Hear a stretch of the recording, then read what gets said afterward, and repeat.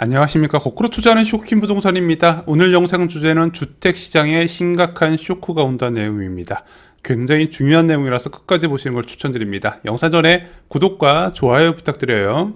한 언론사의 중요한 부동산 기사가 나왔습니다. 2025년 입주 물량과 분양 물량이 동시에 급감한다는 소식인데 이게 얼마나 줄어드는 것이고 일시적인 것이냐, 이걸 좀 분석해 볼게요. 단순하게 기사를 읽어드린 게 아니라 좀 많은 사람들이 알고 계셔야 될 사실을 좀 정리를 드리고자 합니다.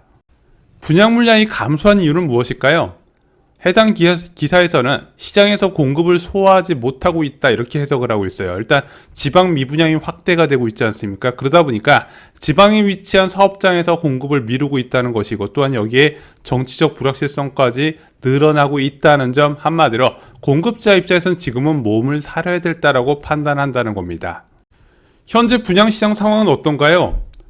일단 지방은요, 공급 즉시 거의 미분양이 쌓이는 분위기예요. 그래서 뭐 청주나 아니면 대전 신도시처럼 일부 지역을 제외하고는요, 대부분 공급할 엄두를 못 내고 있는 상황이다. 근데 수도권도 만만치 않아요. 외곽 지역 같은 경우는 미분양이 계속 쌓여 나가는 추세죠. 그래서 뭐 어디가 많이 쌓이는지 아마 여러분들도 잘 아실 겁니다. 반면에 수도권에서 인기가 많은 핵심지 3대 업무지구에 빠르게 접근 가능한 곳은 청약 과열 양상까지 보이고 있다는 점. 그래서 분양시장도 심각한 양극화입니다. 지방과 수도권의 차이뿐만 아니라 수도권 내에서도 양극화가 심해요.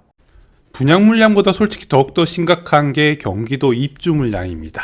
이 경기도 입주 물량은요, 수도권 입주 물량 공급의 핵심 역할을 하기 때문에 그래요. 일반적으로 10만 호 이상일 경우에 공급 쪽에서 문제를 일으키지 않는다 말씀드렸고, 2022년부터 2024년까지 모두 다 10만 호 이상 공급이 됐었습니다. 하지만 2025년에는 7만 4천 호로 2024년 대비 36% 감소한다는 거예요.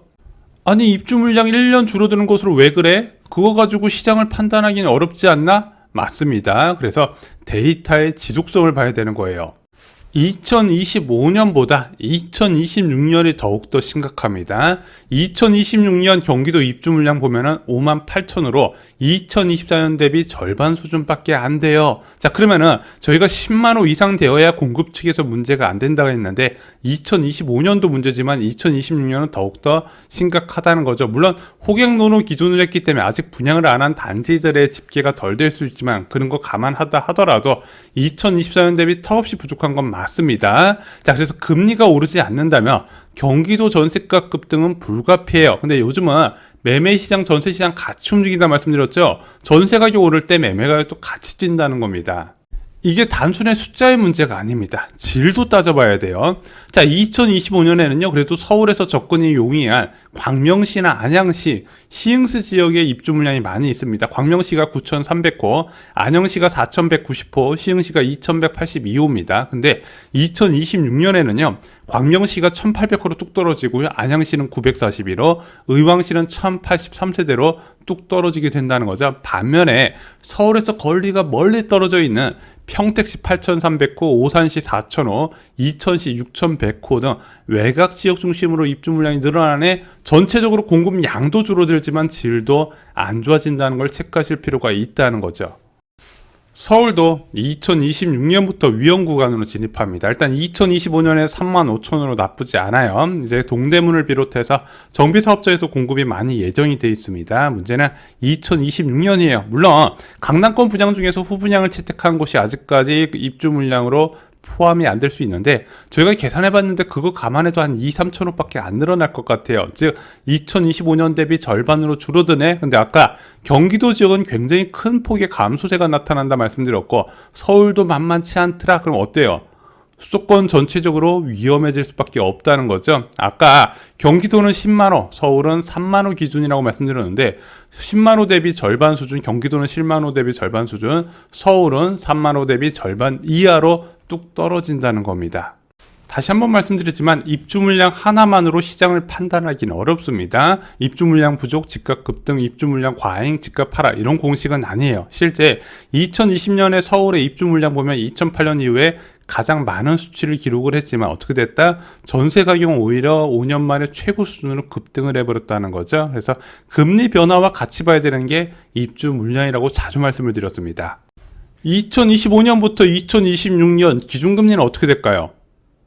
자, 한국은행이 내년 기준금리를 추가 인하한다고 발표를 했죠. 그래서 이것을 금리 정상화라고 표현을 합니다. 긴축 과정에서 과도하게 올라간 금리를 서서히 정상화 수준으로 낮춘다는 거. 그럼 그 정상화가 어디냐? 보통 물가 상승률 수준을 많이 의미를 해요. 그래서 물가 상승률하고 기준금리를 비교해서 실질금리가 플러스냐 마이너스를 많이 비교하는데, 지금 기준금리는 실질금리가 굉장히 높은 플러스 상황이기 때문에 낮추려고 많이 노력을 할 겁니다. 그러면은 입주 물량 급감과 기준금리 인하가 같이 맞물린다는 거예요. 많은 분들이 댓글로 야, 이제 경기가 안 좋아서 집값이 대폭락할 거라고 주장을 하시지만 한국은행 마저도요, 저성장이 들어간다고 막 집값이 대폭락한다 이런 이야기를 안 해요. 오히려 집값이 다시 급등할 가능성을 경고하고 있다는 거죠. 왜? 자산시장은 소득을 모아서 투입을 하는 게 아니라 이미 쌓여있는 돈의 움직임을 봐야 되기 때문에 그런 겁니다. 왜 입주 물량이 줄어드나요? 아파트를 지을 땅이 없어서 그래요. 자, 수도권 부동산 공급의 양대 산맥이 있습니다. 재개발이나 재건축 같은 정비사업, 그 다음에 공공택지, 신도시 등에서 공급이 나와줘야 되는데, 이 정비사업은 2000년대 뉴타운에서 지정된 것들이 지금 공급으로 나오고 있는데, 지금 그 사업자인 굉장히 많이 줄어들었어요. 이제 많이 지정을 한다고 하더라도 너무 늦었다는 거죠. 공공택지는 어떨까요?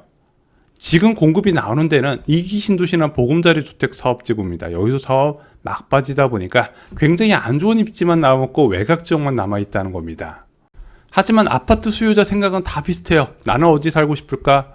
자녀 키우는 집은 교육 우수 지역에 살고 싶어 할 것이고, 출퇴근이 편리하고 그리고 상권이 발달되면서 거주 만족도가 높은 곳을 찾으려고 한다는 겁니다. 그래서 이런 조건을 갖춘 곳에 수요가 몰릴 수밖에 없고 가격이 높게 형성돼요. 그래서 이런 쏠림을 막기 위해서 이와 비슷한 건 아니지만 그래도 유사하게 따라가거나 따라갈 가능성이 높은 서로 높은 지역에 공급이 뒷받침이 되어야 된다는 겁니다.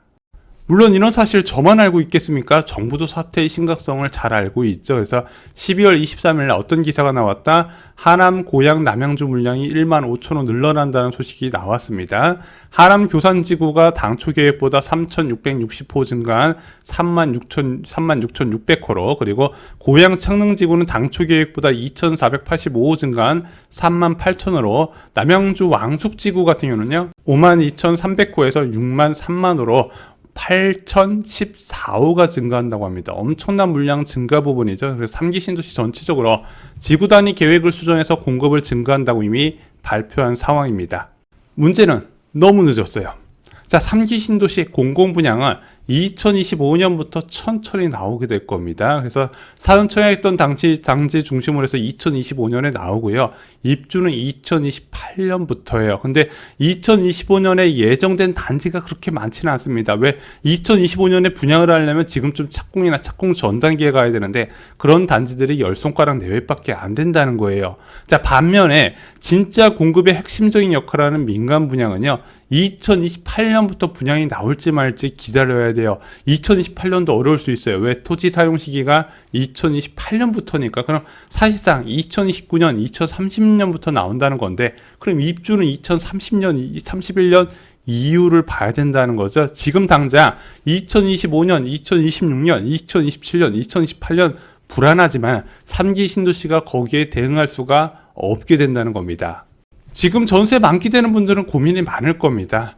2년 전에 전세가 만기됐을 때, 뭐 방송이나 하면 유튜버마다 모든 전문가들이 뭐 한국 부동산 끝났다, 뭐 대폭락이 올 것이다, 뭐 둔촌 주공 마피 간다, 뭐 이런 얘기가 나와서 공포가 너무 크니까 그냥 전세를 연장을 했다는 겁니다. 그러면서 전세금도 일부 돌려받았죠. 이제 만기 시점에 됐더니 매매는 물론이고 전세 가격까지 다 올라버렸어요. 특히 상급지 지역 같은 경우는 뭐 정구점 수준까지 올라가 버리다 보니까 고민이 된다는 겁니다. 자, 그러면서 또 연장을 할까 기다릴까 지금 이러면서 유튜브를 찾는 분들이 많이 계실 건데, 제 경험상 그리고 제 이제 전망 모델로 봤을 때 매매는 몰라요. 하지만 전세값은 2년 뒤에 더 올랐을 가능성이 크다는 겁니다. 서울뿐만 아니라 경기도 지역도 마찬가지예요. 공급 물량과 기준금리 흐름 현재 봤을 때는 그렇게 보인다는 겁니다. 근데 전세 가격만 오르고 매매 가격은 가만히 있을까?